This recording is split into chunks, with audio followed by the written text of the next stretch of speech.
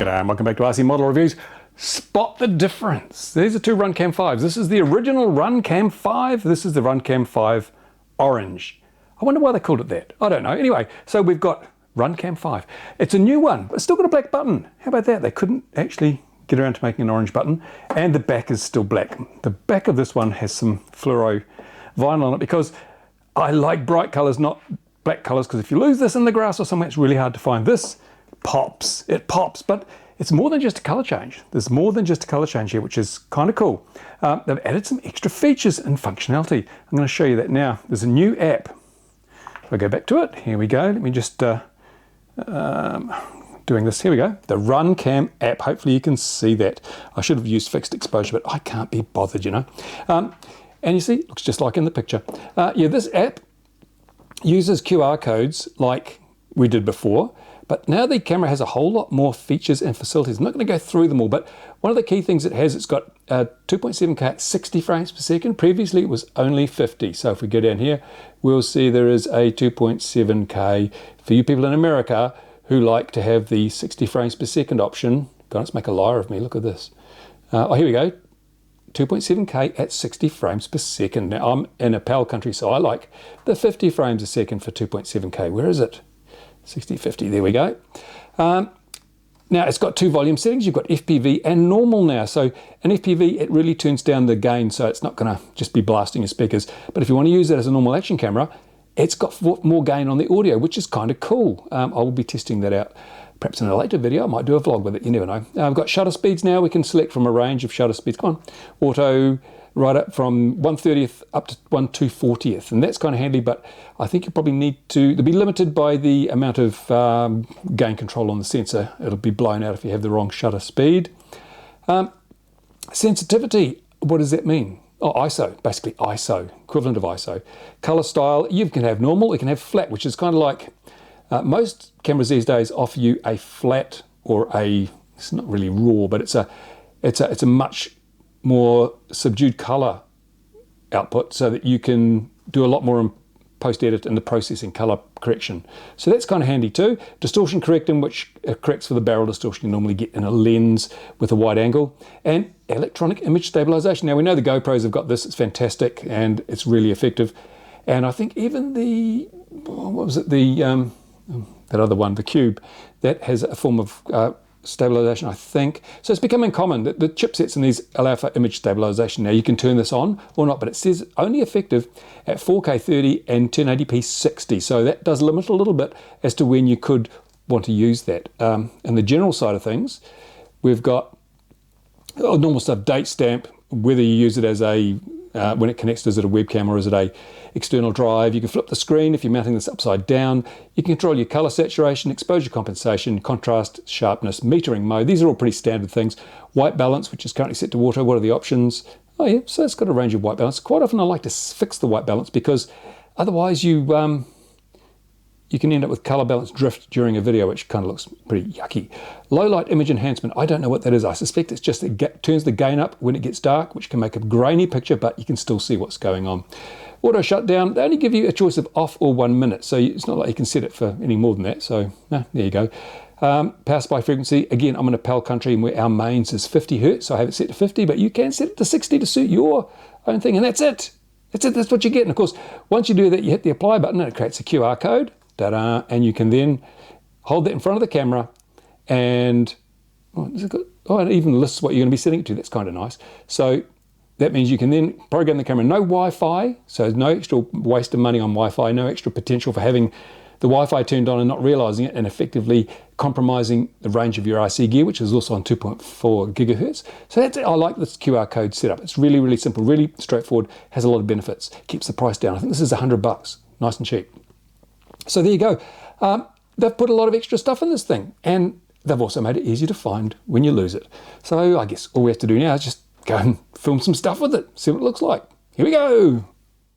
Okay, so I've flown this camera a bit, and I really like it. It's excellent. I have to say it's totally excellent. The really good bit rates. I mean, we're getting 40 megabits on 1080p, over 60 megabits on 4K and some of the high resolution. So unlike some of these cameras that have been built for FPV, it delivers a good low compression, there's not many compression artifacts in the image, which means you can do a lot more with it. Some of these cameras in the past, you know, they've been really constrained on bit rate, so you get that pixelation, that blockiness that really ruins the fine detail in a lot of the footage they produce. This one is really good. It's producing plenty of high bitrate data. I must have checked the weight. Let's check the weight. That's why I have the scales here.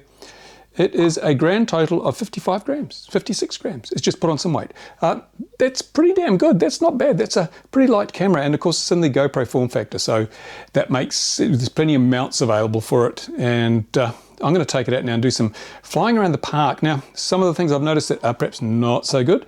There's no provision for ND filter. Okay, so if you want to put an ND filter on, well, you're pretty buggered. And that's a shame, because one of the problems you have with 30 frames per second footage, most of these things only do 4K at 30, is that you get, if you don't have an ND filter, you get stuttering. When I say stuttering, the shutter speed is so high, it is adjustable on here, but if you lower the shutter speed, you're going to get the picture will blow out, because there's no way of reducing the amount of light getting to the sensor. But the shutter speed is so high that instead of getting motion blur as you pan or whatever, it's an individual set of very sharp frames, so that when you pan, it's like each.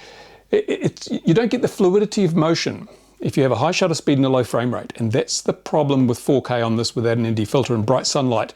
You might see some of that in the footage I'm going to take today. I'm going to go down the park and try and get some nice footage at 4K, at 1080p, and perhaps some resolutions in between. And also the image stabilization. Now, yeah, GoPro does a really good job of the image stabilization, but it is a really, really mature piece of technology. They've had it for a long time, and they've really got most of the bugs out of it. This isn't the only FPV action camera that has motion stabilization, but it's not quite as good on here. Well, certainly nowhere near as good on here as it is on the latest GoPro. So you tend to get sudden jerks. It'll be smooth, smooth jerk, because all the compensation is adding up, and then it can't compensate anymore for a movement, and it just suddenly jerks to a median position. So you can use the image stabilization and get some really good footage, but you won't get continuous good footage. It'll be interrupted by jerks as it recalibrates, basically.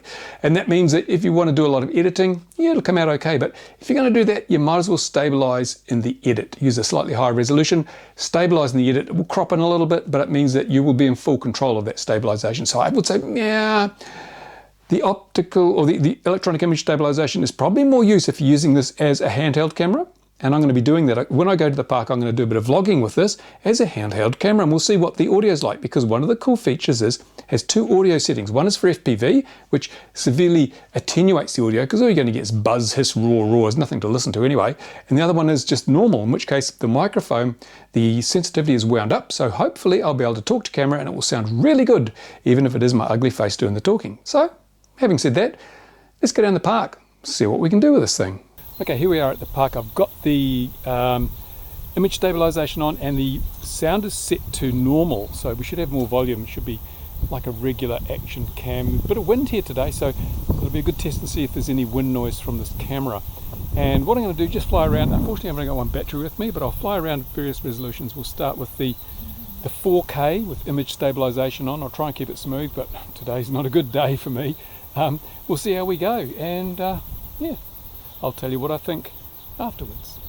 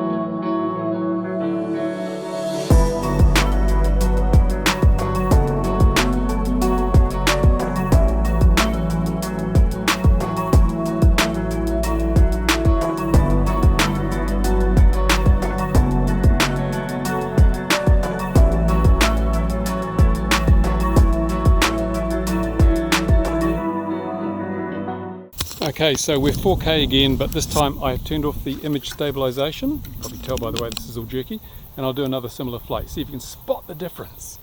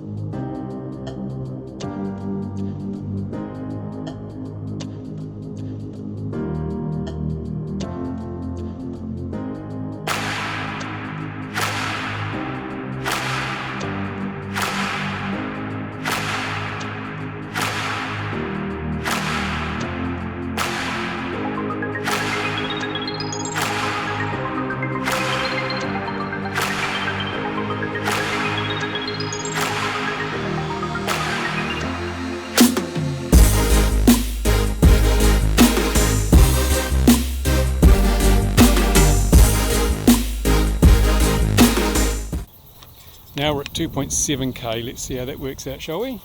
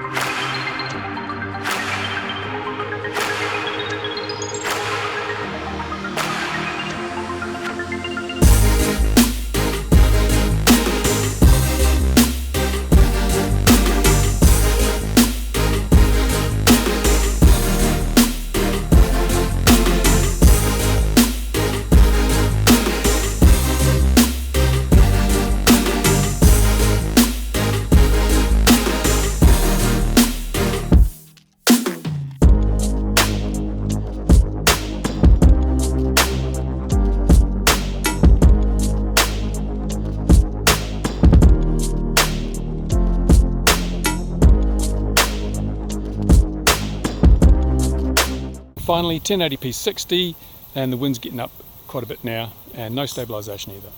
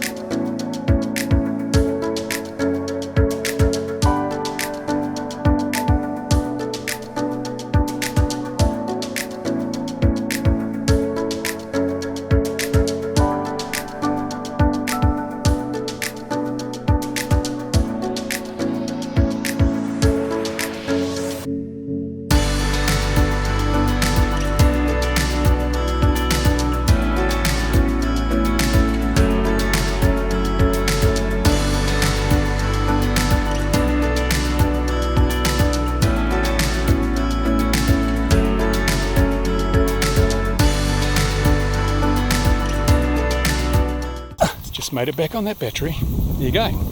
Okay, back at the airfield, and we are in 1080p 60 frames per second with image stabilization on, and I've gone to the flat color setting now. There's a flat color setting which is a bit like log S. It brings down the color so you've got more options in your edit, in your post edit. And there's a bit of wind here again today, so this audio could be really crap. I'm sorry about that, but I wanted you to see what the flat looks like. Let's just do a pan around, and hopefully you'll be able to see what that is like, and I'll do another pan out here with the color set to normal, and I'll show you the difference. I suspect most people will choose to have it set to normal and not have to worry about grading the colors in the edit, but sometimes you want to, sometimes you get really good effects. So that's it. I'm really impressed with this little camera. It's got some significant advantages over the Runcam 5 Black, the original one. not the least of which being that it is orange, but it also seems to have much better wide dynamic range. The light handling seems to be better, and that's good, because the Runcam 5, sometimes when you had, like, you know, bright cloud in the sky, the ground to get dark, this doesn't seem to do that. I haven't been able to encourage it to do that, which is excellent. So yeah, if you're looking for a camera, you know, form factor camera that's good for putting on your quads, because yeah, the new GoPros are pretty good, but they're big and they're bulky and they're heavy, and this is just small, compact, light, and it is, I'd say, 80% of the camera for less than 80% of the price. So yeah, and Runcam, I think you've scored a goal with this one. It's good. It's a win, and I'm happy. I'll keep using this camera. You'll see lots of footage on my XJet channel, where I often post stuff. And if I'm filming with the Runcam 5 Orange, you'll see it in the corner. It'll say Runcam 5 Orange, so you'll be able to see what's going on. And if you haven't made your mind up yet, just keep an eye on XJet, and you'll get some more info to help you. There you go. Thanks for watching, guys. Questions, comments to the usual place. And thank you to my Patreon supporters who make this all possible. Thank you to Runcam. This was a product provided for review purposes. I always disclose that. Never try and cover that up. And I don't shill for products. There are no affiliate links in the description. If you want to buy it, choose your own retailer. You know, whoever's doing the best price on the day. There you go. Thanks for watching. Bye for now.